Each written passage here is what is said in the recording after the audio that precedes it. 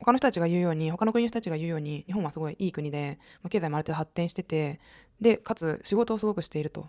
いう中で、なんでこんなにも多くの人が真面目に仕事をして、いるのに、なんだろうな、あんまりこう満たされてる顔をしていないのか、私は何のためにいるんだろうなとかっていうのはすごい疑問に思ってて、日本人って謙虚で優しいよねとかって多くの人が言うんですけど、その裏返しで、やっぱその精神的なストレスをすごく抱えている人が多いように感じてて、私もその一人でした。その答えを自分なりに見つけたいなと思ったから、その外から日本を見たいなっていうふうに思ったので、日本から離れたっていうのは一つ大きな理由としてある。物が溢れてれば、物とか文化とか、その楽しそうなもの、食とかもが溢れてれば幸せなわけではないなっていうふうに思うし、謙虚で人々が優しいからといって私たちは幸せを感じているのかと言われたらそうでもないっていうのは、日本人の目線としては海外の方に伝えておきたいなっていうふうに思ってます。そういう政策に集中したい、それもあるんですけど、それ以上にこの気持ちの息苦しさの正体を知りたいな。自分の中に浮ついちゃってる価値観とか認識の仕方とかっていうのはもう取れないというか、サビのようについちゃってるから、なかなか。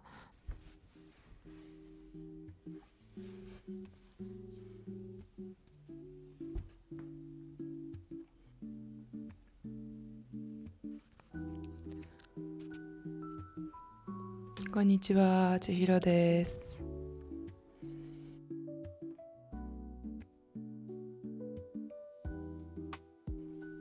久しぶりの動画を撮ってます。撮りたいなと思う動画があるので、ちょっとこの気持ちが乗ってるまま撮っちゃいたいなと思って今撮ってるんですけど、これはもちろん日本の人にも見てもらいたいと思うんだけど、結構その日本人以外の、日本に興味があるような海外の方とか、あと日本に興味がなくてもたまたま見たような、日本人じゃない海外の方が見てくれたら嬉しいなと思って、そういった方に向けてちょっと今回話したいなと思ってます。こっちベルリンに来て3ヶ月ぐらい経って、ちょっと自分なりに考えてることとか整理できたなっていう部分があったりとか、あとちょっとまとめておきたいなと思ったことがあるので、今回その動画を撮りたいと思ってます。できるだけ簡単な言葉で喋りたいんですけど、できないかもしれないので、もし分かんないなっていうことがあったら気軽に質問とかコメントもらえたら嬉しいなと思います。てか昨日夜中夜更かししたので、友達と夜まで遊んでて、目がめっちゃクマがあるんですけど、いや全然めっちゃ元気です。今ドイツ語の勉強で短期のクラスみたいに取ってて、そこに日本人は私だけでクラス全体20人ぐらいなんですけど、なんでベルリンに来たのかっていうのはすごいよく、てかほぼ全員から出会った方に聞かれます。周りの方だと働くためにこっちに来てるとか、あと、家族がいるからとか、あとは勉強のためにこっちに来てるとか、そういう何かしらの目的があって、責任とか目的があって来てる人がすごい多いなと思ってて、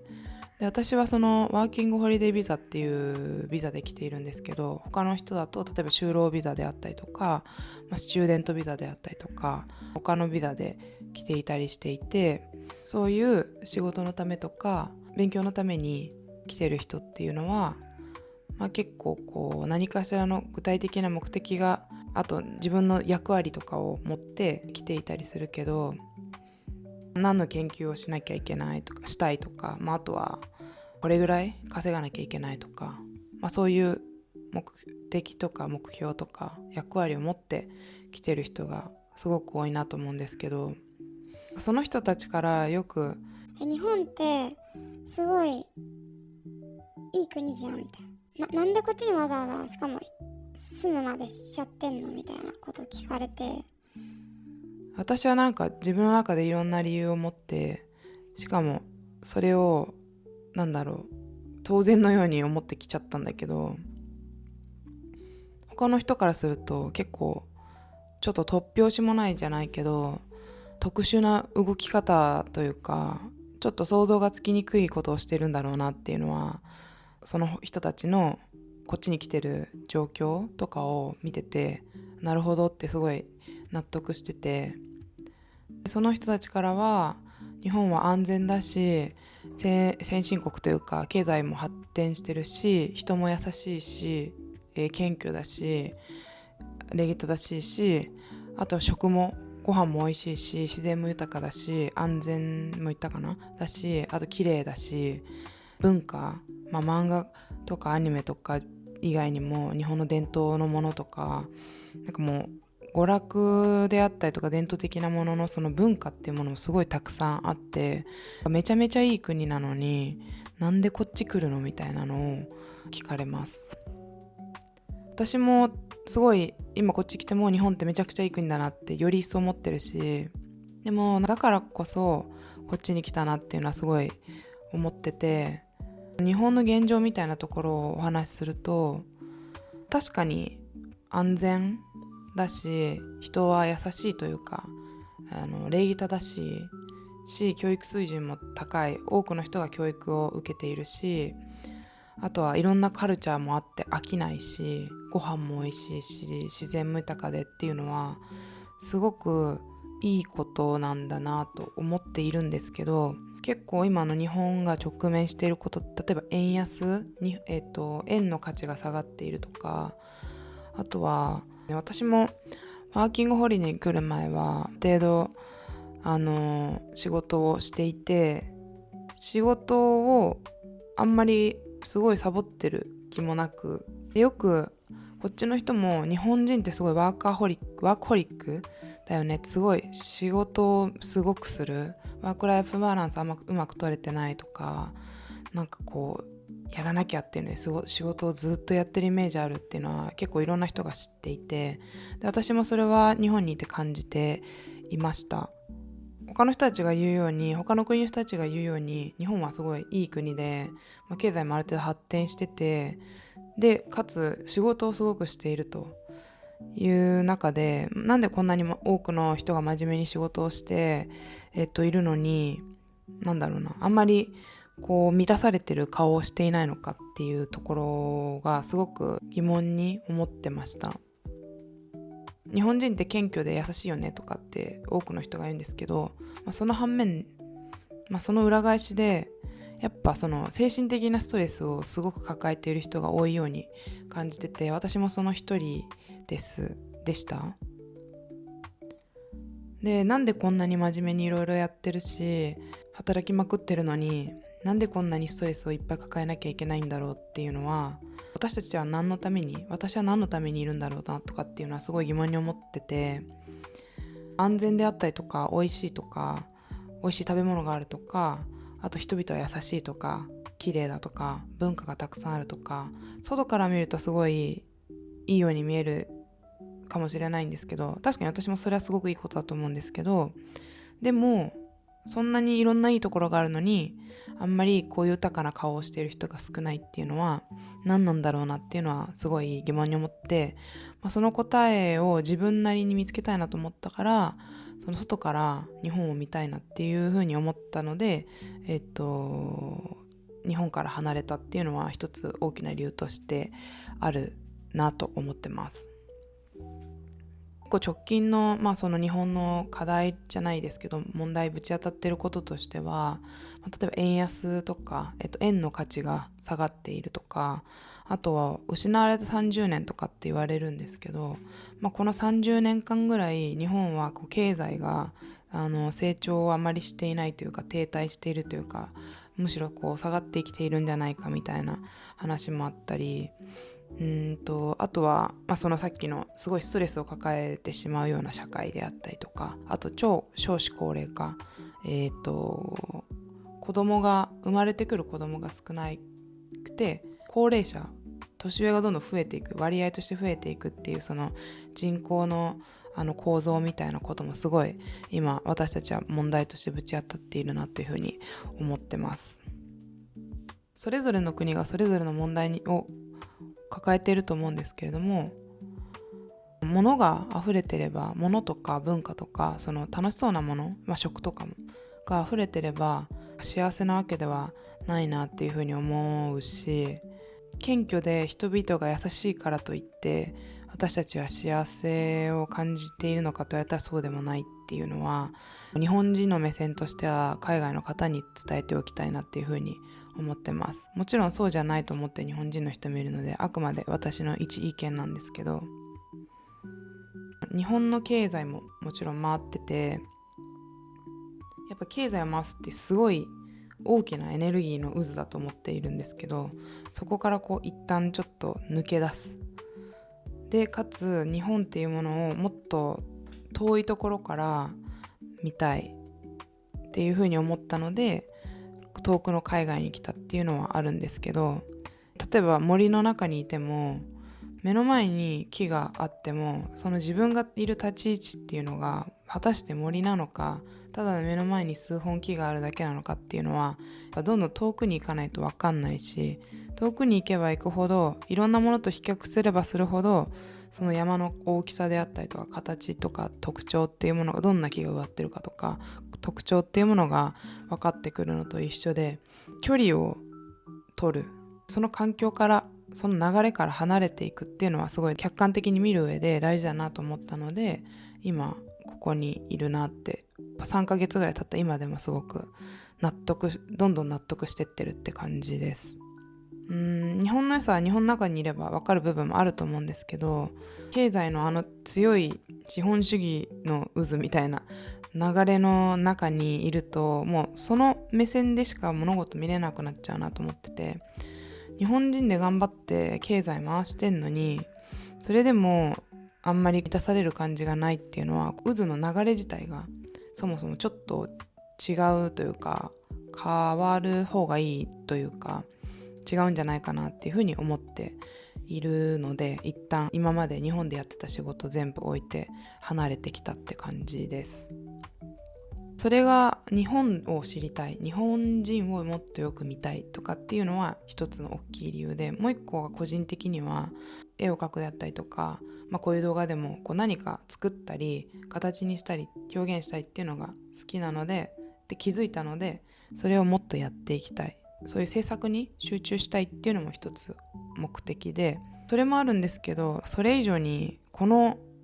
気持ちの息苦しさの正体を知りたいなっていうふうに思ったのもあります。すごい不自由というか、あまり気持ちが自由になれないというか、表現に制限がかかるというかで、それはこっちのベルリンに来て環境を変えたのに未だに不自由を感じているなっていうのはすごく強く感じています。このベルリンってすごい、ベルリンに長く住んで日本人の人も外国人の方々も言うんですけど、ベルリンって本当特殊だよねというか、すごい表現の自由があってオープンマインドで、自分のペースをみんな持っているから他の人のペースも尊重できるみたいな、すごいなんて言うんだろうな、私的にちょっと桃源郷みたいな場所だなと思ってるんですけど、そういうちょっと独特のカルチャーがある場所ですごい私は好きなんですけど、自由さが許されているし、みんなが自由にやっている中で私は未だに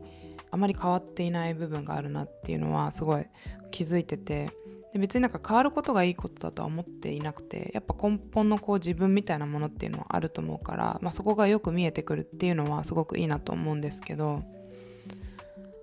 あと 100% その制限が取れちゃうっていうのは多分ある意味人間っぽさなくなっちゃうんじゃないかなと思ってるんで、全開に何かを外したいわけじゃないけど、環境はもちろん大事だけど環境が全てじゃないなとも思うし、あとすごい思うのはやっぱ自分の中に上ついちゃってる価値観とか認識の仕方とかっていうのはもう取れないというか、サビのようについちゃってるから、なかなかそこから抜け出す必要もないかもしれないけど、そこを変えていくのって簡単なことじゃないなと思ってます。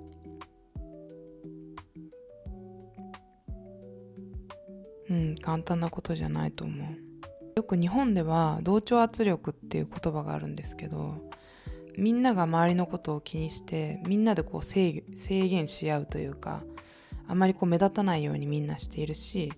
目立った人は自分が目立つことを自分に許してないからみんなこう叩くじゃないけど、その目立つ人を潰すみたいな文化がすごいあって、そういうのを同調圧力って日本では言うんですけど、周りの空気に合わせていくみたいなのが言葉としてあって、でもそれって実際に周りに人がいるときはもちろんそれを感じるんですけど、実際に周りに日本人がいなかったとしても勝手に自分でもう思い込んじゃってるというか感じちゃってるっていうのはあるので、そこってどうこの自分のもう作られてしまった認識と向き合うのかっていうのは一つ課題というよりはすごい面白いテーマだなと個人的には思ってます。多分いろんな理由があると思うんです、関係してると思うんですけど、日本ならではの昔からある文化みたいなものも価値観に直結しているし、この認識に直結しているし、あとはその教育みたいなところもすごくあると思ってます。日本は島国で、そのあと農耕民族で、グループで何か協力して生きていくみたいなことが必要だから、あんまりこう組織の輪を乱さない、乱しちゃったらうまく生きていけないから、組織の輪を乱さないことが大事だっていう価値観みたいなのはすごく昔から根付いている、価値観です。だからあまりこう人と干渉し合うというかぶつかり合うことっていうのも嫌うし、何か組織の中で揉め事とかなんかことを大きくするのはあんまり良しとされない文化があります。教育っていうのもいろいろあると思うんですけど、多分日本がその第二次世界大戦で負けてしまったっていうのもすごい大きく関係するんじゃないかなと思っています。その負けたことによって自分たちがやってしまったこと、戦争なのでもちろんやられるし、やり返すじゃないですけど、やるしみたいなところで自分たちがいろいろやってきたことっていうのが、どんなにひどかったことで、それが良くないことであったっていうのは教育の中で終戦後刷り込まれていったし、あとは資本主義の中で経済をより大きくしていく流れであったりとか、あとはアメリカナイズされたような教育を受けてきたことで、日本の良さっていうものというよりはいかにこうアメリカを良しと思うかであったり、いかに経済を回していくかであったりとか、いかに成長するのかとか、日本にはなかったアメリカのカルチャーを良しと思っていくのかみたいなことが良いという教育を受けてきたから、私はもう戦争が終わった後に生まれてますけど、もうそれが当たり前だし、日本が昔からいいよねって思われたことっていうのがあんまり分かんないというか、文化には根付いているんだけど愛国心があんまりないというか、私たちなのかな、そういう特徴はすごいあるなと思ってます。これはちょっと難しい話になってくると思うので、また別でもう少しちゃんと整理して話せればなとは思うんですけど、そういう教育であったり、あとは戦争とかじゃなくてもっと長い歴史の中で作ってきた日本独自の文化っていうものが私たちの当たり前を作っているというか認識を作っていて、それは別にその日本だろうがベルリンだろうが環境を変えても自分につきまとってる。なぜなら自分っていう体だからっていうのはすごい感じます。なのでそういう思い込みをもうしてしまっている体でもう少し豊かに気持ちを豊かにというか気持ちをもっと満たすじゃないけど、なんか幸せを感じながら生きていくにはどういう風な工夫をしていくといいのかっていうのはすごくこっちに来て見つめているし、知りたいというか考え直したいなっていう風に思って今日々生きてます。もちろん例えば付き合う友達が変わったり服装を変えたりとか本当に楽しいイベントもいっぱいあるし、そうやってることとか自分の見た目とかいろいろ変えて付き合う人が変えていって自分の価値観も変わっていくし、自分が変化していくっていうのは全然あることというかあるんですけど、どこにいようが全く変わらないとかっていうわけではもちろんない。環境はすごく大事だけど、多分その自分の本当の根本の認識というか価値観みたいなものは少しずつ柔らかくするというか変えていくっていうのはすごく難しいことだなと思ってます。なので私は、こっちに来てもちろん制作やっていきたいとかもあるけど、なんかそこの部分を今探すためにこっち来てるっていうのが結構正しいというかしっくりくるんですけど、こうやって自由でいろんな面白いことがすごいいろいろある中で、自分の気になることとかにもっとアンテナ張ってっていろんなこと試していって、もう少しなんか自分の本当のこう根本の部分と、あとはその外の環境とか刷り込みによって、今持っておく必要ないなってものはもうどんどん排除じゃないけどこう削っていきたい。できるだけ小さくしていって、ちょっと自分っていうものをもっと変化させていきたいなっていうので、いろいろ今試していっているっていう風なところです。で、よくなんかその海外行ったらすごい海外かぶれになって帰ってくるみたいなのも話とか見ますけど、あれって別になんかいきなりめちゃくちゃ変わったというよりは、もともとその人の中にあったもののそこの表現の割合が増えただけであって、なんか別に変わったというよりは、あなたがその人の見る部分が変わっただけというか、その人の含まれてるものっていうのはあんまり変わってないというか、ちょっと話が難しくなっちゃうんですけど、そんな感じで、自分の中にあるものをもっとどんな形に変えていくといいのかっていうのが今自分の中のテーマです。他の勉強しに来ましたとか仕事のために来ましたっていう人たちに比べて自分探しみたいなことをやってるのはすごいのんきなことなんじゃないかなというのは、結構自覚をしています。それは別に海外の方じゃなくて日本の人から見てもそうかもしれないんですけど、ある程度国としては豊かになって、かつ物理的に物がいろいろ溢れてて満足できるような状態でっていう国がこういった問題にぶち当たっていると、なんかこういう自分というものが分かんなくなるっていうフェーズには他の国も、もうすでにこのフェーズに入っている国はあると思うんですけど、他の国もいずれかはここの問題にぶち当たるんじゃないかなと思ってます。少子高齢化っていうのも、今のそのどんどん子供が生まれているような国であっても、いつかはたどり着く問題だと思いますし、あとは今例えば AI であったりとか、そのテクノロジーがいろいろ発展してて、なんかこう、人間の価値が今問われてるなと多くの人は感じてると思うんですけど、仕事は減ってほしいと私は思ってるので、仕事は減ってほしい。減ったとして、時間が暇になる時間が増えると思うんですけど、そうなった時になんか何やるんだっけであったりとか、あと結局今こう自分が何のために生きてるのかとか、何を目的として何をやるのかとかって結構意外と自分で持ってるように思うけど、会社が与えてくれてたりとか、周りにいる人たちの中で作っているものがほとんどだと思うので、そこがなくなっていく、薄くなっていった時に、